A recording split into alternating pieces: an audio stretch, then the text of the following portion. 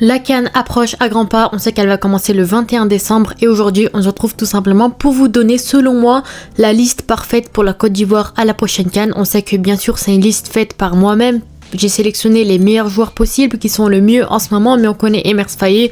Il y a quelques joueurs qui va sélectionner. Les listes officielles sortiront avant normalement le 11 décembre. Mais aujourd'hui, j'ai décidé de vous faire une liste selon moi des joueurs qui mériteraient le plus de jouer cette CAN. J'ai essayé de faire le plus réaliste possible parce que dans la liste malheureusement que je vais vous donner, il y a des joueurs que moi j'aime pas forcément, mais qui sûrement il y a de grandes chances de les voir à la prochaine CAN potentiellement. On sait que la Côte d'Ivoire en plus a gagné la dernière CAN, donc là ils ont également une pression de favoris. Pourquoi pas appeler des joueurs qui ont déjà gagné la CAN pour l'expérience. Il y aura plein de facteurs qui vont entrer en jeu, les joueurs qui sont en forme, les joueurs qui ont leur place en sélection, les joueurs appréciés par le coach, qui ont l'expérience, etc. Donc bien sûr, sans plus tarder, n'hésitez pas à vous abonner et à liker. Sur ce, je vous dis comme d'habitude, bonne vidéo à tous. Donc voilà, on sait que la Côte d'Ivoire va très bientôt affronter la Mozambique le 24 décembre, donc ça arrive très vite, hein, on sait très bien, dans même pas un mois. Donc franchement, Emers Faé devra sortir une liste vraiment très intéressante avant le 11 décembre si possible. Et récemment, on a vu que comme quoi les équipes auront droit à 27 joueurs maximum dans leur équipe, dans la liste. Donc moi je vous ai sélectionné 27 joueurs qui pourraient mériter. Apparemment il y a 24 joueurs qui vont être financés par la CAF, tout simplement par la fédération africaine, et les 3 joueurs en plus tout simplement, ils devront être payés par leur fédération. Donc voilà, la Côte d'Ivoire, elle peut appeler 24 joueurs, elle, qui seront payés par la CAF. Et si elle veut rajouter 4 joueurs en plus, c'est la fédération qui va payer. Donc logiquement, normalement, un pays qui est favori, qui est vu comme étant un futur gagnant, potentiellement devrait appeler 27 joueurs. Et d'ailleurs, à la dernière CAN, la Côte d'Ivoire a appelé 27 joueurs. Donc clairement, je pense qu'on va rester plutôt sur ça, tout simplement. Donc on commence avec les gardiens de but et bien entendu Yaya Fofana que je vais appeler, donc voilà, gardien numéro 1, je vais pas m'attarder là-dessus. Voilà, très bon gardien de but, l'un des meilleurs gardiens africains à l'heure actuelle, qui assure dans les cages, qui a joué la dernière CAN, qui est très bon, c'est un patron dans les cages, donc franchement de ce côté là pour moi il n'y a aucun débat. Également Alban Lafont qui pour moi pourrait être intéressant en tant que doublure, on l'a vu quelques fois sous le maillot ivoirien, il était plutôt intéressant, en plus il a récemment opté pour la Côte d'Ivoire. Là, voilà, en octobre 2025, il a opté pour la Côte d'Ivoire. Il a fait quelques matchs, voilà, c'était plus ou moins intéressant. En plus, il a du temps de jeu dans son club. Donc voilà, Alban Lafont, pour moi, pourquoi pas un remplaçant intéressant pour Yaya Fofana. Il y a 2 gardiens de qualité, donc pour moi, de ce côté-là, ça peut rester très intéressant. Et le troisième, j'appellerais potentiellement un Mohamed Koné, qui pourrait être intéressant également. C'est un gardien de but qui est plutôt bon, qui a également récemment intégré l'équipe première de la Côte d'Ivoire. Ces derniers temps, il est souvent appelé sur les rassemblements. C'est un jeune gardien de but, pour le motiver. Voilà, il l'appelle en sélection en tant que 3e gardien. Il y a très peu de chances qu'il ait du temps de jeu, mais pour moi ça peut déjà le motiver, ça peut déjà être intéressant d'appeler un gardien comme celui-ci. Pourquoi pas à l'avenir être le gardien de la Côte d'Ivoire, on sait pas. En plus voilà, il a quand même quelques minutes de jeu, il a quand même du temps de jeu avec son club, donc voilà, Mohamed Koné pour moi en 3e gardien, pareil, ça peut être intéressant. Et là on passe vraiment aux choses sérieuses, on va passer aux joueurs de champ et on va s'intéresser en premier aux latéraux. Et le premier latéral gauche que j'appelle sans aucun débat, Ghislain Conan, qui pour moi est vraiment très intéressant. C'est un latéral qui était beaucoup critiqué parce que comme quoi il joue pas dans un grand club, etc. Et pourtant c'est un latéral gauche très important pour la sélection ivoirienne. Encore une fois, sur le dernier rassemblement, on a pu voir que c'était un latéral vraiment qui a apporté énormément, surtout offensivement. Défensivement il est plutôt intéressant, il fait le travail également. Donc de ce côté-là, pour moi, Ghislain Conan logiquement sera titulaire forcément à la CAN. Il y a de grandes chances en tout cas. Depuis 2017 il joue en sélection, ça fait plus de 9 ans. Plus de 8 ans, donc franchement de ce côté-là, pour moi il n'y a aucun débat. Très bon latéral gauche qui assure, qui est très bon. Donc apparemment il s'est blessé en plus récemment, donc bien sûr on espère le meilleur pour lui à la prochaine CAN. En plus c'est lui qui avait joué la CAN en 2023, qui était titulaire à gauche.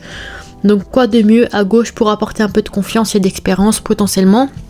Et en doublure, j'avais le choix entre plusieurs joueurs, entre Hassan Kamara, entre Clément Akpa, entre Christopher Operi. Et moi j'ai opté pour un joueur assez particulier, c'est bien sûr Hassan Kamara, que moi je prioriserais par rapport à Clément Akpa et Christopher Operi. Hassan Kamara, malheureusement ça fait un moment qu'il n'a pas été appelé en sélection, mais pour moi ça pourrait rester le meilleur latéral gauche possible en tant que remplaçant derrière Ghislain Conan potentiellement. Voilà, pour moi ça peut être un très bon joueur, il a beaucoup de temps de jeu en Serie A, c'est un joueur qui est plutôt intéressant, qui fait souvent le taf qu'on lui demande quand il est en sélection. Donc de ce côté-là, pour moi je préférais un Hassan Kamara. On verra juste après pour les Christopher Operi et Clément Akpa, pourquoi je les appelle pas, mais en tout cas pour moi j'appellerais un Hassan Kamara potentiellement pour doubler un Ghislain Conan sur le côté gauche. Lui aussi c'est un latéral qui est plutôt offensif, donc ça peut peut-être poser problème. Certains préféraient peut-être un latéral plutôt défensif pour un peu compenser, avoir plus de polyvalence, mais moi je préférerais potentiellement Hassan Kamara qui pourrait être intéressant en remplaçant Ghislain Conan potentiellement en tant que latéral gauche. Et la latéral droit, il n'y avait aucun débat de ce côté-là. Wilfried Singo, bien entendu, qui est très très bon, le latéral droit titulaire en sélection ivoirienne. Donc ça fait un moment qu'il n'a pas été appelé également, mais lui, il avait joué la CAN 2023 derrière un Serge Aurier à l'époque. Voilà, il est plutôt bon à Galatasaray, il est plutôt intéressant, un latéral qui est plutôt offensif. Ça fait un moment qu'il joue en sélection également, donc malheureusement...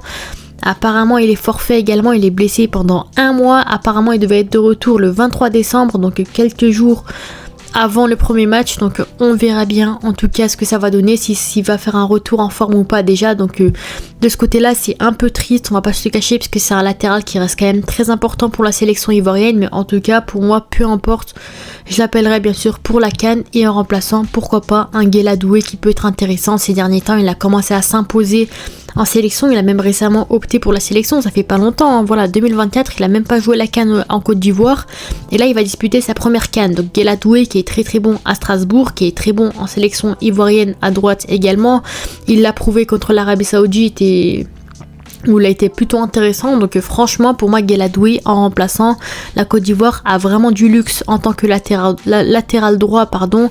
Le choix entre Singo ou Guelha Doué, moi je préfère un peu plus Singo parce qu'il a plus l'expérience, parce qu'il a plus l'habitude, etc. Mais Guelha Doué est tout aussi bon à droite, il est bon, il propose offensivement, défensivement c'est assez correct. Donc de ce côté là pour moi Guelha Doué ça peut vraiment rester très intéressant. Donc lui par rapport à Singo c'est un latéral qui est également défensif. Bon, ils ont à peu près le même profil tous les deux, tout comme Singo aussi, mais en tout cas Guelha Doué je pense que ça peut largement faire le travail également.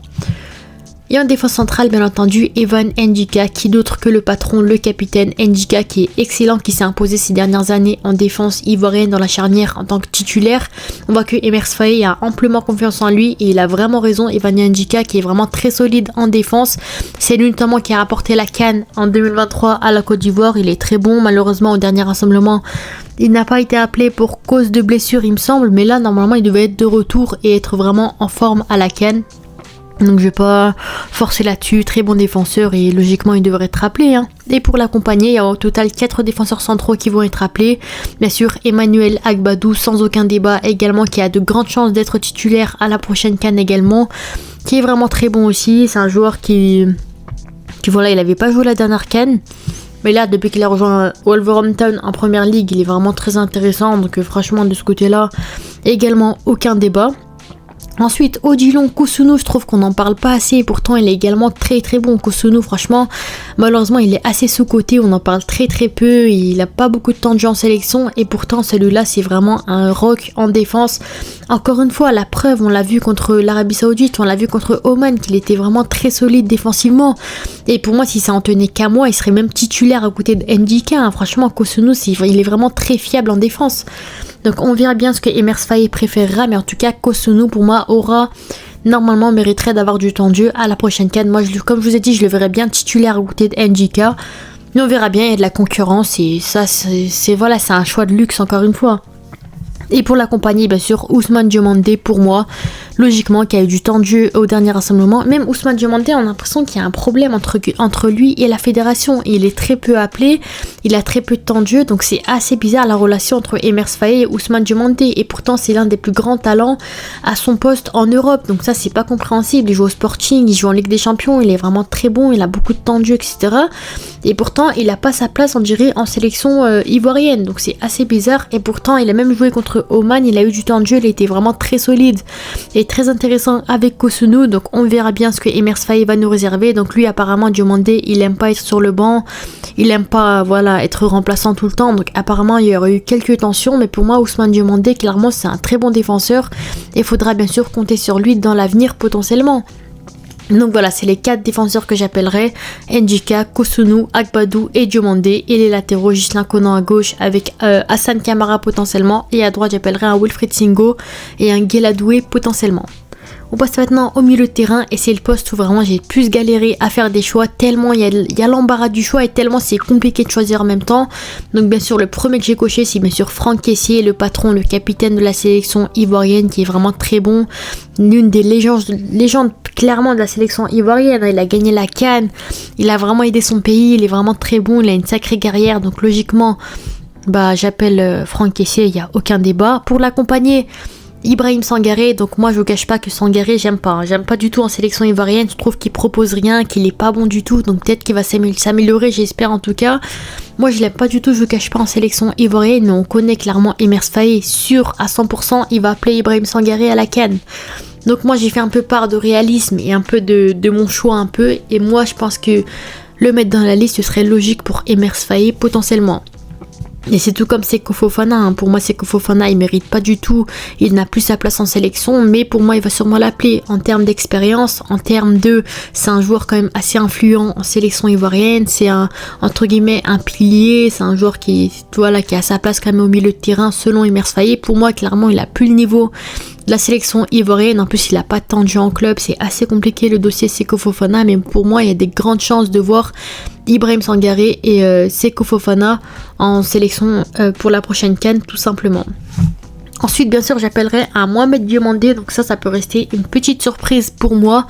Voilà, pour moi il faut un profil assez créatif, malheureusement on sait que Ahmed Junior Traoré il est blessé à l'heure actuelle, il y a très peu de chances qu'on puisse le voir à la prochaine CAN malheureusement. Voilà, pour moi il faut un joueur qui compense un peu, le numéro 10 justement qui apporte de la créativité au milieu de terrain. Donc pour moi Mohamed Diomandé, clairement on l'a déjà vu en sélection il y a quelques temps et je pense que vraiment il peut apporter un peu cette petite touche là créative au milieu de terrain, pas forcément titulaire, mais pour moi clairement il peut avoir sa place potentiellement en remplaçant au milieu de terrain, apporter un petit peu, voilà, en plus il a du temps de jeu en club, donc pourquoi pas le voir en sélection ivoirienne à la CAN. Ensuite, la fameuse pépite Christ Inao Oulaye, pour moi il n'y a aucun débat et clairement il mérite même d'être titulaire dans le milieu de terrain de la Côte d'Ivoire pour moi et sans aucun débat. Clairement Oulaye il l'a clairement prouvé contre l'Arabie Saoudite et contre Oman, donc sans manquer de respect, Oman c'est pas une très grande nation, mais lui il a prouvé que c'était vraiment un milieu qui pouvait s'imposer au milieu de terrain. On a vu par rapport à Sangaré, on a vu par rapport à Fofana, c'est un excellent milieu de terrain et moi Christ Inao Oulaye clairement il mérite amplement d'être appelé à la CAN et même plus d'avoir du temps de jeu. Avec la sélection, il est vraiment très bon, donc pour moi il n'y a aucun débat là-dessus. Et Inao Oulaye pour moi mériterait bien sûr sa sélection avec la Côte d'Ivoire, c'est un très grand talent, il y a plein de clubs qui commencent à se l'arracher, il est très bon à Trabzonspor, il a beaucoup de temps de jeu, donc pour moi Inao Oulaye c'est le moment de foncer, de lui donner du temps de jeu et le voir à la CAN tout simplement. Également Mao Dorgelès qui était vraiment très bon contre Oman aussi, il a fait un sacré match, donc lui aussi c'est un joueur, ça fait un moment quand même qu'il est appelé en équipe 1 de la Côte d'Ivoire. Mais malheureusement, il a jamais été en jeu. On sait qu'il y avait la concurrence avec Bamin, il y avait la concurrence avec Jean-Michel Seri, certes, c'est compréhensible. Mais là, depuis que Sangaré, que Fofana sont pas très bons, je trouve que Mao Dorgelès peut commencer à grader tes places. Il a quand même fait un bon match. Je trouve qu'il a vraiment un sacré potentiel. En plus, depuis qu'il est à Braga, on a vu que Emers Faé lui faisait plus confiance. En plus, il a plus de temps de jeu là-bas. Donc moi de ce côté là je pense que Mao Dorgelès ça peut rester un milieu de terrain vraiment très intéressant. Donc j'ai un peu fait la différence entre l'expérience et la jeunesse. Donc voilà, la jeunesse on a un petit peu des Mohamed Diomandé, des Christ Inao Oulaye et Mao Dorgelès qui peuvent être intéressants défensivement ou offensivement. Et dans l'expérience bien sûr le fameux trio Kessié, Sangaré et Fofana qui pour moi pourront quand même accompagner les jeunes, pourront quand même apporter leur expérience au milieu de terrain tout simplement. Et on finit bien sûr avec l'attaque et là aussi j'ai eu pas mal de problèmes pour faire les choix. Donc là je vais commencer par le premier et sans aucun débat bien sûr Yann Diomandé, le fameux ailier gauche qui fait vibrer tout le monde à l'heure actuelle, qui est excellent aussi, qui s'est imposé en tant que ailier gauche en Côte d'Ivoire depuis 2 rassemblements. Depuis septembre je crois il a commencé à trouver sa place en sélection en tant qu'ailier gauche devant Adingra. Donc clairement ça montre que Emers Faé compte vraiment sur lui. Et même il y a des chances de voir Diomandé titulaire à la prochaine CAN hein. Donc franchement pour moi Yann Diomandé, il faut foncer, il faut clairement l'appeler à la prochaine CAN. Bien sûr, Simon Adingra que j'appellerai quand même, on sait qu'il a gagné la CAN 2023, que ça a été quand même un joueur assez influent, donc malheureusement on sait que sa situation à Sunderland est assez compliquée quand même. On voit qu'il est seulement à 8 matchs entre guillemets depuis le début de saison, très peu titulaire, il a très peu de temps de jeu, donc franchement Adingra sa situation, même il a même pas été appelé au dernier rassemblement. Pour vous dire à quel point c'est quand même assez compliqué pour lui. Donc voilà, en tant qu'ailier gauche concurrent à Yann Dumondé, pour moi ça peut toujours être intéressant et logiquement, malgré les hauts et les bas, je l'appellerai quand même à la prochaine CAN. Ça reste un joueur quand même assez important, assez influent et logiquement je l'appellerai à ce poste-là. Et le troisième, bien sûr, Bazoumana Touré qui peut être très très bon, qui peut dépanner des deux côtés, et les gauches et les droits, qui peut être très bon également, qui fait un bon début de saison à Offenheim aussi. Donc là aussi, je ne vais pas plus m'exprimer là-dessus. On sait qu'il a eu du temps de jeu en sélection ivoirienne, qu'il est plutôt bon. Donc de ce côté-là également, aucun débat. Et les droits, bien sûr, j'appellerai Nicolas Pepe. Voilà, Nicolas Pepe qui fait un très bon début de saison à Villarreal. Certes, il n'a pas été appelé au dernier rassemblement pour diverses raisons. Mais pour moi, Nicolas Pepe, on sait qu'en sélection, c'est un peu compliqué. Je trouve qu'il est un peu nonchalant, c'est un peu différent par rapport en club. Donc voilà, j'espère qu'il va plus donner de lui-même en sélection parce que ces derniers temps, c'est un peu compliqué, on se le cache pas. Donc voilà, j'espère qu'à la prochaine CAN, il sera reboosté, qu'il sera différent, qu'il se donnera à 100%. Parce que pour moi, Nicolas Pepe, on sait qu'il peut montrer vraiment de très belles choses en sélection. Ça doit juste venir de lui, tout simplement. En plus, c'est un joueur quand même assez important de la sélection. Depuis 2016, il est là. Donc franchement, Nicolas Pepe, j'en attends beaucoup de sa part pour la prochaine CAN. Il fait un très bon début de saison avec Villarreal. Donc moi, de ce côté-là, je pense que vraiment, ça peut être intéressant. Et bien sûr, Amad Diallo qui, pour moi, Inch'Allah, si tout se passe bien, s'il se blesse pas, s'il n'y a rien du tout, j'espère qu'il sera appelé à la prochaine CAN, bien entendu. En tant qu'ailier droit, il peut être vraiment très intéressant également quand il veut. Parce qu'Amad Diallo, c'est différent. Le problème, c'est qu'il n'est pas très régulier. Il peut être très très bon parfois et parfois il peut être vraiment décevant contre l'Arabie Saoudite et Oman. Voilà, je prends ces matchs comme référence parce que c'est les derniers matchs qu'on a pu voir, mais on a vu qu'il était quand même un peu en dessous, un peu compliqué.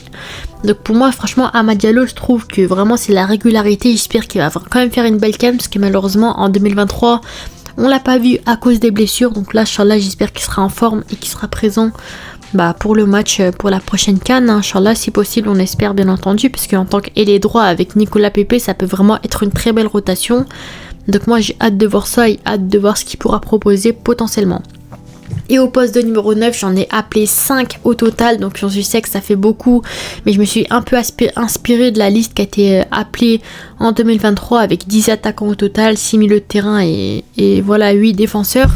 Donc voilà, bien sûr Sébastien Haller, donc lui aussi je trouve qu'il y a beaucoup de débats sur lui, donc certes ça a été un joueur très très important à la dernière CAN en 2023, mais depuis en 2 ans il s'est passé beaucoup de choses. Son club il a perdu temps, il n'a pas eu de temps de jeu. Il a quitté Dortmund, il a rejoint Utrecht aux Pays-Bas. En sélection, c'était plus compliqué. Il y avait la concurrence qui commençait à arriver. Lui, niveau de la forme, c'était plutôt compliqué. Donc, je vous cache pas qu'en ce moment, c'est vraiment pas bon à l'heure en sélection. En numéro 9, c'est très très compliqué. Je vous cache pas, mais quand même, pour moi, on est obligé de l'appeler en termes d'expérience, en termes de super sub en remplaçant. Ça peut toujours être intéressant. Il a l'expérience, il connaît un peu le foot africain, le contexte de la CAN. Donc pour moi, clairement, à l'heure, j'étais obligée de l'appeler, même si, certes, il est vraiment plus à son prime et vraiment, on va pas retrouver le à l'heure de 2023 non plus. Mais quand même, ça reste un attaquant qui peut quand même être intéressant dans le banc, dans les vestiaires, dans la rotation. Ça reste quand même, comme Kessié, comme Ndika, ça reste un 4 de l'équipe. Donc on est obligé de l'appeler encore pendant qu'il est présent et pendant qu'il joue encore au haut niveau. Également Wakoun Bayo qui est plutôt intéressant, je trouve qu'on n'en parle pas assez également. Ça reste un bon numéro 9 aussi en sélection. Je trouve qu'il est quand même assez intéressant en sélection. Parfois c'est assez mauvais, mais là sur le dernier rassemblement il était plutôt intéressant. Donc pour moi en tant que numéro 9, Wakoun Bayo ça peut quand même être plutôt bon aussi. Également Jean-Philippe Crasso qui pour moi peut être intéressant. Donc lui c'est vraiment un joueur très frustrant. Parfois il est bon, parfois il est mauvais. Lui aussi il a gagné la CAN 2023. Donc voilà, ça dépend un petit peu de lui aussi. Il fait un bon début de saison globalement. Donc pour moi clairement Crasso ça peut être intéressant.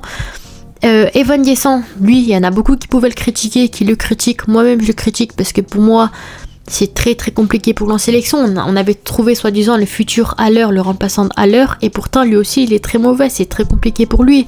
Non, certes, Emers Faé, il ne fait pas toujours jouer à son poste, il le met souvent ailier gauche, etc. Mais Evan Diessant, pour moi, voilà, il y a des chances qu'on puisse le voir. C'est un attaquant qui est polyvalent, c'est un attaquant qui joue au niveau. Donc pour moi, ça m'étonnerait que Emers Faé ne l'appelle pas.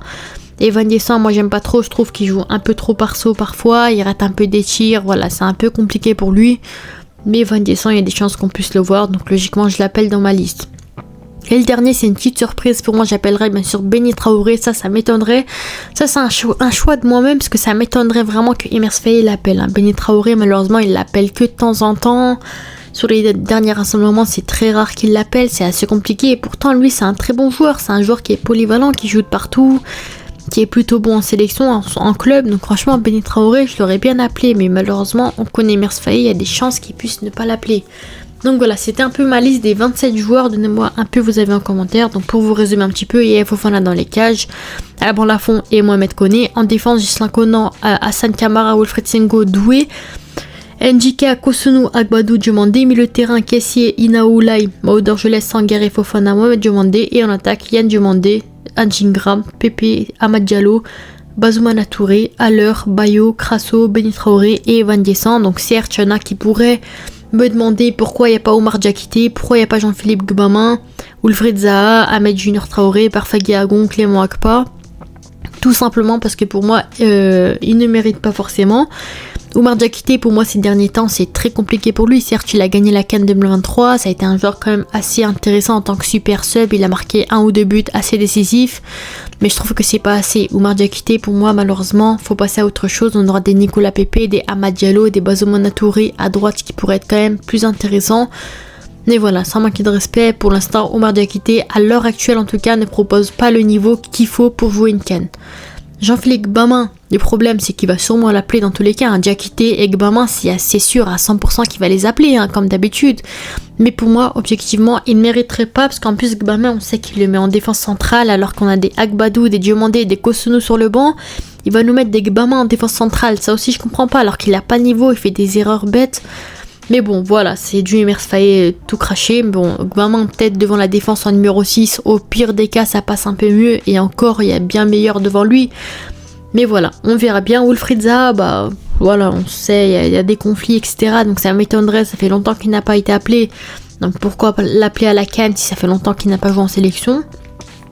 Zaha, pour moi, c'est un peu un dossier à part parce qu'on sait qu'il y a des embrouilles avec la sélection, etc. Donc je vais pas m'attarder là-dessus. Ahmed Junior Traoré, malheureusement, est blessé. Donc j'espère qu'il va revenir en forme sur les terrains très bientôt. Parfait, Guiagon, en vrai, c'est pas mauvais. Mais voilà, je pense que je préférerais un Mohamed Diomandé potentiellement. Clément Akpa, je trouve que voilà, c'est un profil qui est plutôt intéressant en tant que latéral gauche parce que c'est plus un profil défensif par rapport à Ghislain Conan, mais ce qu'il propose ces derniers temps, on voit qu'il n'a pas confiance en lui et que c'est un peu compliqué pour lui en sélection. Donc pour moi, je préfère plus appeler un Hassan Kamara qui a plus confiance, qui a plus l'expérience qu'un Clément Akpa.